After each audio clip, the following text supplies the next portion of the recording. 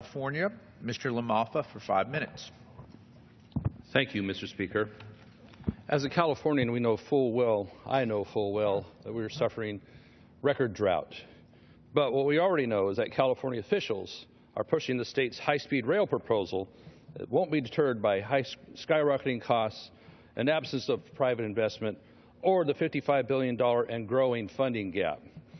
What we didn't know was the extent of secrecy and mismanagement taxpayers would face at the hands of state officials pushing this project. Just this month, we learned that in 2013, the agency's main contractor projected that the first phase's cost had risen 31%. This information was concealed by the Speed Rail Authority and only released 2 years later after pressure from Congress.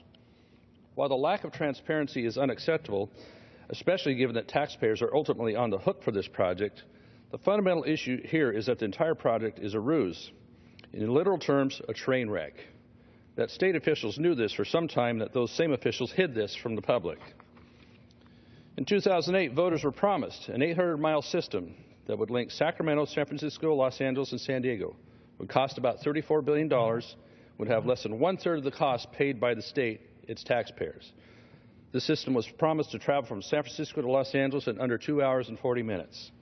Fast forward to 2011, when the price had shot from $34 billion to $100 billion.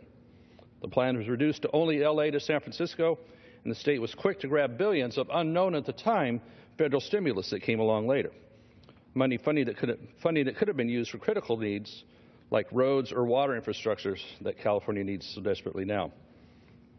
As well now, California will start shifting cap-and-trade dollars recently created to try and prop up high-speed rail and its deficient budget dollars. As a state senator at the time, the first bill I introduced was one that would require them to come up with the ultimate full plan of the cost of doing high-speed rail. Having not succeeded getting that through a majority that still liked it as it was, my next legislation was to say, now we know that this is over $100 billion, let's put this back on the ballot in front of the voters since the price has tripled, and they were deceived at what it would cost at the time. That too met defeat, as those in the majority still wish to continue this boondoggle. Today, the governor claims the price has fallen down to $68 billion for what would be an illegal system to what the voters had passed under Prop 1A.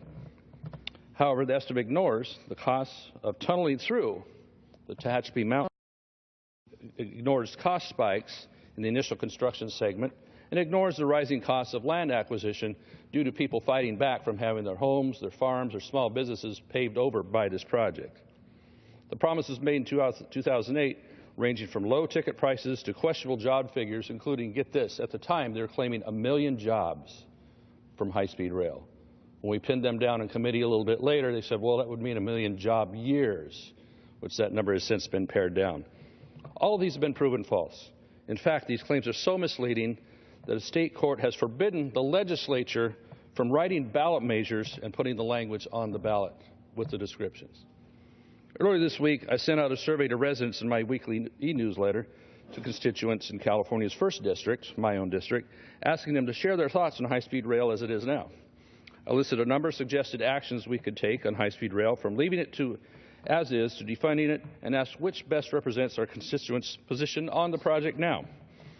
Of the nearly 1,600 answers we received, their views are pretty clear. Nearly half of them said they thought funding for high-speed rail should be redirected to invest in water storage and water infrastructure to help our state right now in this drought. About 20% thought the state should subpoena the cost documents and require high-speed rail authority officials to testify why the figures were concealed. 18% thought California high-speed rail should undergo federal investigation in response to these allegations, given that the project involves the use of federal funds. A scant 7% thought we should keep going forward with high-speed rail and believe the current price tag is worthwhile investment of public funds. And lastly, 4% supported investing in high-speed rail, provided the project stayed within the old constraints, the old prices, the one they saw on the ballot. So at best, you see 11% that might support high-speed rail, for that 4% under the old price, which is nowhere near what was projected. People don't like this project. They don't trust those advocating for it. They deserve better than to see their tax dollars used to lie to them. No new federal dollars will come from here to help this project be propped up anymore.